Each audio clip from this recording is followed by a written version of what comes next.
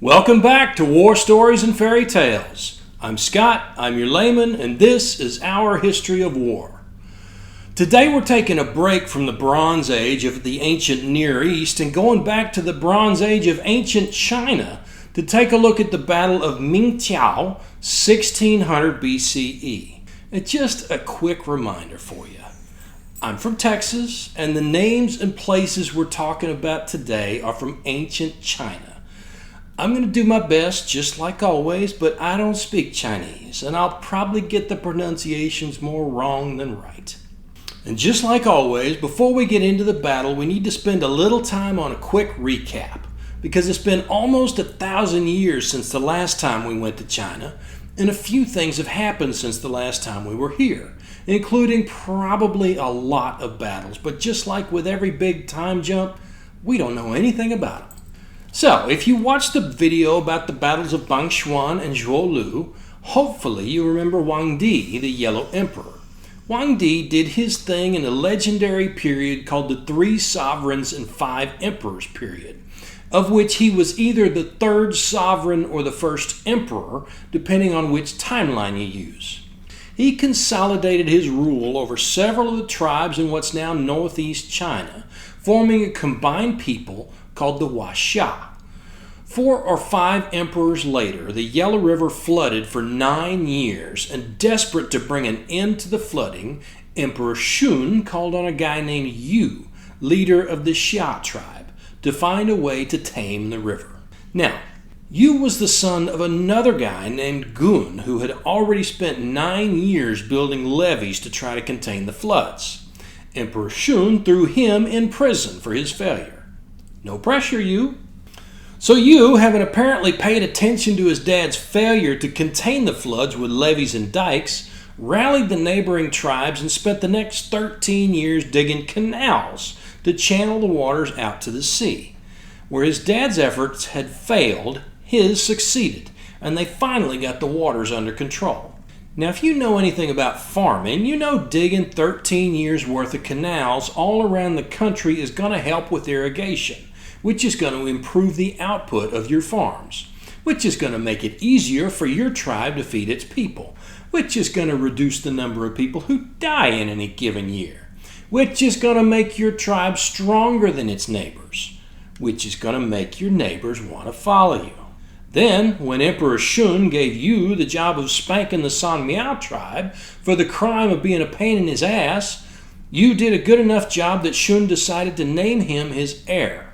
So sometime around 2070 BCE, Yu the Great succeeded Shun as emperor, and China's first dynasty, the Xia Dynasty, was born.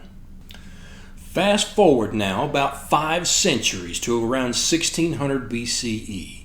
The 17th Xia emperor, whose name was Jie, doesn't appear to have had any of the leadership skills of his ancestor Yu.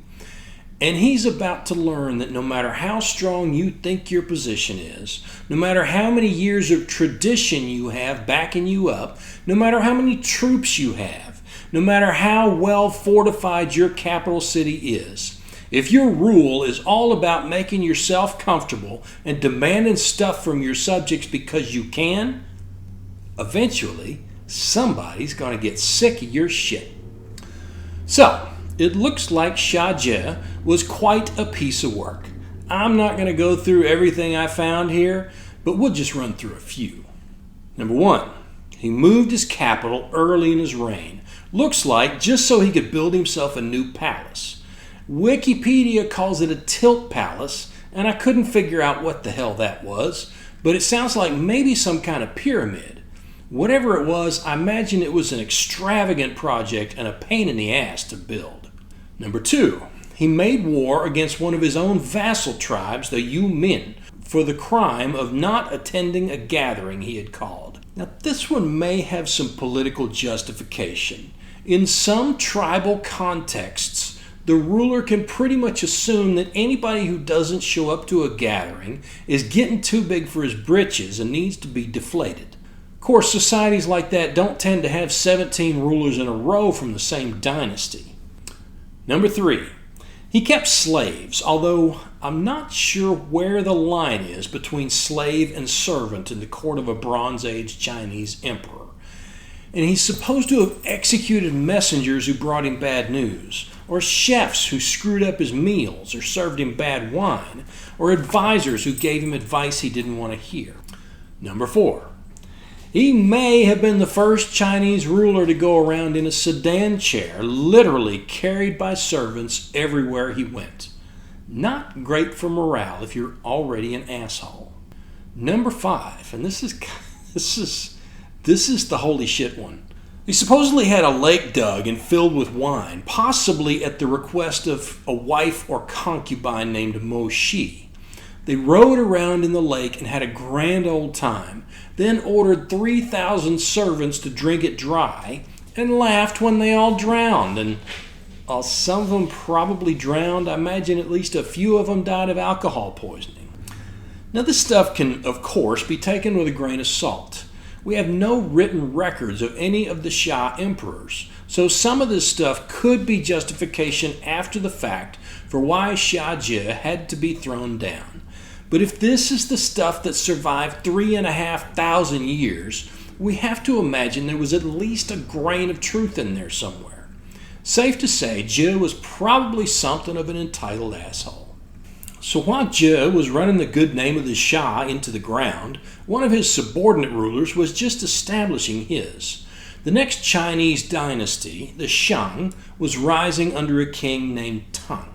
Tang's rise as the leader of the Shang couldn't have been a secret to Ji, but the emperor seems not to have cared much about conflicts among his vassal kings, because Tang ruled the Shang for 17 years, and during that time he managed to win support from something like 40 smaller kingdoms.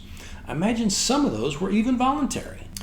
But eventually Shang Tang got big enough that challenging Xia Ji became a real possibility. And it looks like not only his own vassals, but the neighbors he hadn't conquered yet were encouraging him to march against Ji. Quick side note on Chinese names. You hear me saying these guys' names as Shang Tang and Xia Ji. You might see them written in Western sources as Tang of Shang and Ji of Xia. In Chinese, a person's surname comes first, then their given name. So Shang Tang literally means Tang of Shang. Chinese speakers will usually say the names in the same order that I am, as Shang Tang and Xia Ji. Except they'll know how to pronounce them properly, of course. Anyway, Tang decided to do a test run before he threw down with, the ruler of the entire world he knew. So the Shang stopped sending tribute to Xia. Well, Ji respected about like you'd expect for a ruler who was paying attention, and maybe one who was a little afraid of what his strongest subject might do if he let him think that kind of thing was okay. He formed up his armies and he marched against Shang. And Shang Tang threw up his hands and said, "Whoa, boss, I didn't mean it. Just a joke, right?" And the Shang paid the tribute with interest. And Ji glared at Tang, did the "I'm watching you" sign, and went on as emperor for a little while longer. Because when you're an asshole and one of your strongest subordinates bows up, you have to respond just strong enough to get him to back down. Then maybe glare a little bit, just so he knows you're serious. Then you head to the house, because the one thing worse than letting a challenge go unanswered is getting your ass kicked by a guy who's supposed to be afraid of you. It's also telling that the guy who had chefs executed for fucking up meals didn't have his rival executed for fucking up his tribute. Clearly, Shang was strong enough, and Ji's rule was unsteady enough, that he maybe wasn't sure he could put down any rebellion that might come out of a heavy-handed response. So things continued for a few more years. It's not clear how many. Tang presumably kept building up the Shang, and Ji presumably kept digging his hole deeper. Eventually, Tang got the break he was looking for. Enough people got tired of Ji's bullshit that even his army started dragging their feet when he gave an order. That's when Shang Tang knew his opportunity had come. It was time to take this motherfucker down.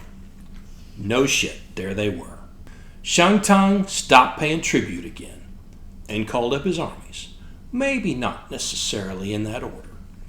They would have assembled near the Shang capital and marched as quickly as possible, hoping to hit Xia in his capital before he had a chance to fortify too strongly. Xia, in response, shit a brick and called up his armies, probably in that order. They would have hunkered down in the Xia capital and prepared to repel an assault and withstand a siege. Now, I haven't been able to find any numbers on this battle, so I can't tell you how big the armies were. I did find an estimate that said Shang armies were usually between 3,000 and 13,000, but that same article said the last Shang emperor, Di Xin, had 170,000 men in his last battle. We'll get to that battle in a few weeks, but those estimates don't give me a lot of confidence that those folks know what they're talking about. The lower number feels like a more likely range to me, but we really have no way to know. So, as usual, we have to guess. If the population of China was concentrated in cities the way it was in Mesopotamia and the way it more or less is today, it seems reasonable to put the army sizes on par with their Mesopotamian counterparts. It also seems reasonable that Xia could call on a larger force than Tang. So just to have some numbers to talk about, I'm going to say the Shang marched with something like 10,000 guys, while the Xia defended with something like 12 or 13,000. Of these, about 10% would be the semi-elite, semi-professional warriors, who would have the best equipment available. So call it 1,000 Shang warriors against 1,300 Xia, all armed with bronze dagger-axes and spears or halberds. Some of these guys may even have had bronze armor and wooden shields, and most of them had bronze helmets or at least leather caps. The rest of the armies would have been levies called up from their farms with whatever weapons they had. So we're probably talking about bronze or even stone spears, clubs, stone knives, hunting bows, and slings. The best armor these guys could have marched with might have been a leather cap and a padded coat. It doesn't look like Chinese armies were using chariots or cavalry yet in 1600 BCE. So just like with Bangshuan and Zhuolu, we're looking at infantry against infantry. The professionals were heavy and everybody else was light. No idea what kinds of formations they used. But just looking at those numbers, you can see a problem. 10,000 infantry attacking 13,000 defending a fortified city? Not a good start for Shang Tang. But it turns out Shang Tang had no intention of attacking the city. He started the campaign with a stirring speech to his troops. He didn't want bloodshed, he said, but he could no longer just stand by and watch Xia screw everything up for everybody. He said Xia had lost the mandate of heaven, which is how the Chinese describe the divine authority vested in their rulers. So if taking Xia down was the only way to save the empire and recover the mandate of heaven, he was just the guy to put himself out there. Stick with me, he said to his guys. Follow orders and we'll get this done just as quick and clean as we can. He was probably a lot more eloquent than that, but that was the gist of it. So Shang Tang, accompanied by his highly motivated, highly dedicated troops, set out to restore the mandate of heaven. That he meant to claim it for himself was entirely incidental. Of course, it had to go to somebody. And they marched against Xia, but not against the capital. Instead, Tang marched his army around the capital to hit the city of Mingtiao. Now, I need to turn aside to nerd out for a minute because this is the first battle we've discussed where we have any idea of the tactics used by either side.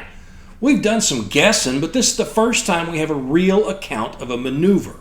Because what Tang did, going around his enemy's chosen position to hit another objective in the enemy's rear, is called a turning movement. So what is a turning movement? Well, there are several ways to attack your enemy if the terrain and conditions allow it.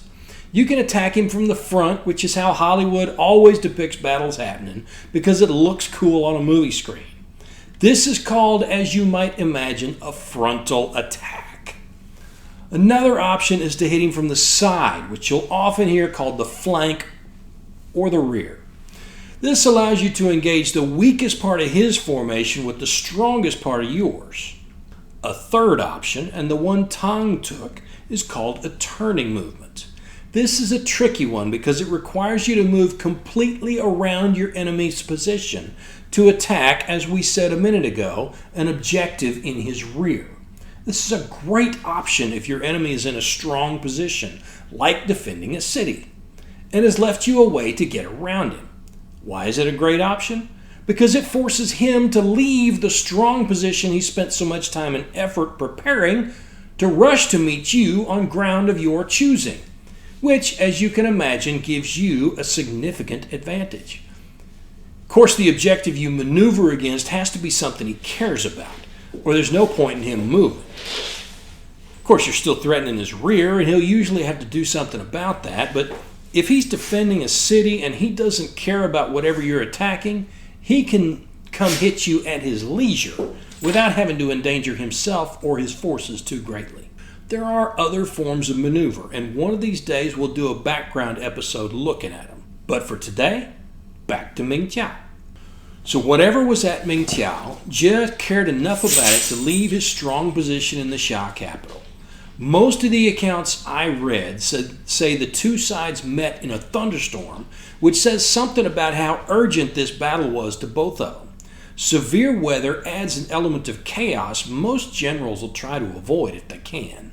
It might even be true, or it might be a little extra detail that's crept into the story over the centuries to add drama. But thunderstorm or no, it seems like there was plenty of drama to go around. The Shang soldiers, secure in their righteous cause, fought bravely, but it looks like Xia had pissed away the last shred of goodwill he had with his army because the Xia held back, refusing to follow orders. Some entire units may even have turned their spears upside down, signaling to both sides that they had no intention of fighting. I can imagine Tang moving as if to attack those units, then politely asking them to move aside so he can hit the units that are still offering to resist. But whatever resistance he met, by the end of the day, Shang Tang held the field, and Xia was nowhere to be found. Some accounts say he escaped to be captured later, then maybe was released to live out his life in obscurity, then got sick and died just a few months later. My favorite story, though, is the one offered by the chain-smoking writer, who says the Shang captured Xia and threw him in prison and promptly forgot about him, leaving him to die of dehydration or starvation or hypothermia or disease or suicide, whichever got to him first. So, the mandate of heaven passed to Shang Tang, who became emperor, and the Xia Dynasty gave way to the Shang Dynasty, the first Chinese dynasty for which we have written records. The Shang would rule for half a millennium until they were overthrown by the Zhou in 1046 BCE, which incidentally is the next time we'll visit China for the Battle of Mingtiao, unless I learn about another battle in China between now and then. And good news, this is one of the rare battles we have enough information about to do a scorecard. So, let me just scoot this out. Make sure y'all can see it. Reminder, each principle is graded on a scale of 1 to 5, with 5 being the best. I'll add a brief explanation for each principle and for each grade. So mass. This is your capacity to bring overwhelming force to bear at the critical point on the battlefield.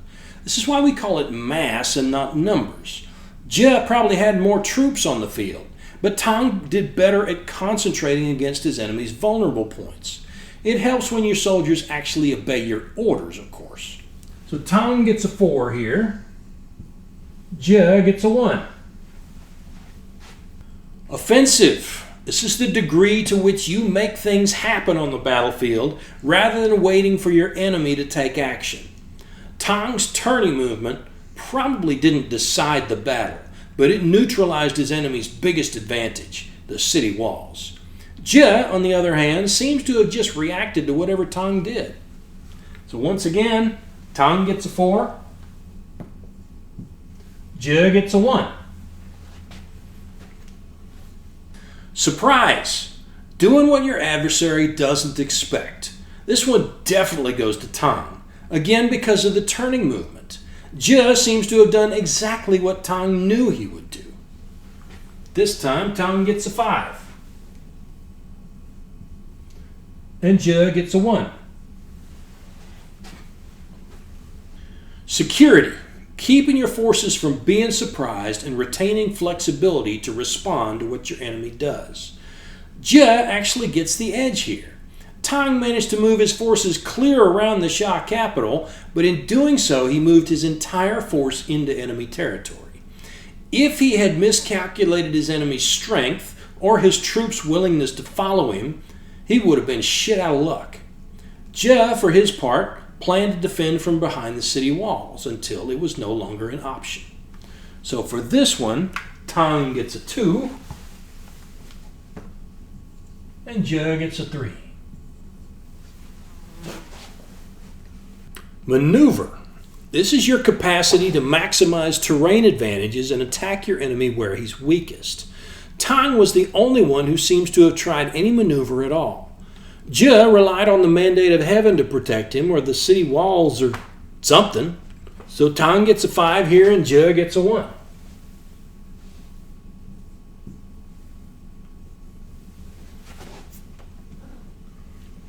Objective. This is understanding what you're there to do and making sure your people understand it as well.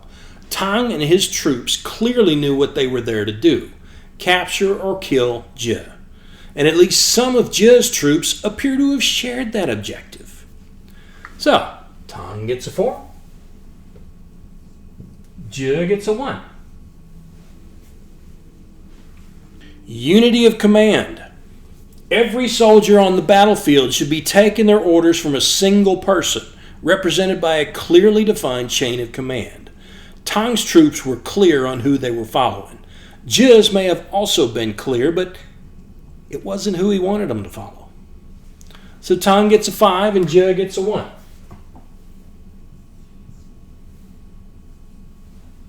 Simplicity. The less your troops have to think about what to do next, the more likely they are to successfully work as a team. A turning movement is more difficult to pull off than an envelopment, and usually involves at least some degree of stealth. Simply picking up and moving to where your enemy is usually quite a bit simpler. So for this one, Tang gets a 2, and Xia gets a 3. Finally, we have economy of force. This is your ability to protect your own forces as you act against the enemy. Again, Tang's move worked out for him, but if it hadn't, escape would have been difficult. But Xia doesn't seem to have done any better. So, in this case, both of them get a 3.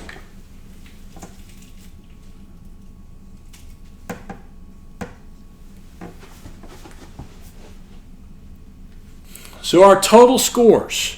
This is probably the most lopsided scoreboard we've had so far.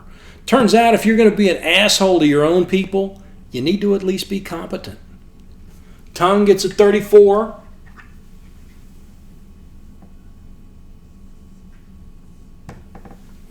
Xia gets a 15.